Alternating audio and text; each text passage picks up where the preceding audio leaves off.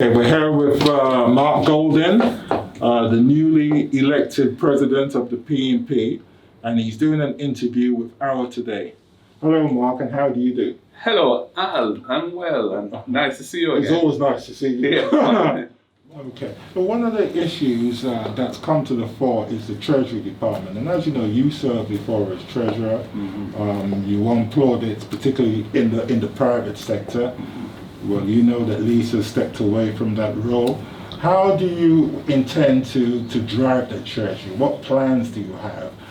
You enjoy a lot of goodwill amongst the business community. You know that. Yes. But how do you intend to drive that? I think we need to have a slightly different approach. I want to bring in somebody from outside the party. When I say outside the party, they will be obviously a supporter and a strong supporter of the party and will become a member of the party if they're not already a member, but somebody who has the ability to follow through on leads, contacts that I would make as leader with potential donors, and who can bring a strategic approach to the role of treasury. In other words, a professional in that area. And we've already identified somebody. I will be meeting with that person tomorrow to have an interview because I haven't met them before, but they come highly recommended, and I'm looking forward to that.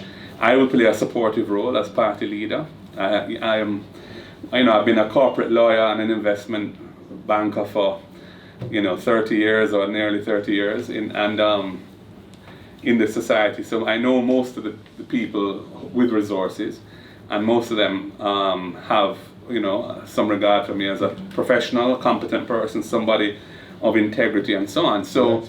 And then there's the diaspora, and we want to re-engage with the diaspora in a much more meaningful way. I've done interviews with diaspora journalists in the UK and the US, and I see the opportunity really for the PNP to re-engage with persons who may have a progressive outlook. Of course, the Jamaican community in the US in particular, having gone through the politics of the US in recent times, I think is looking for a change there, and our party is aligned with progressive thinking and progressive action.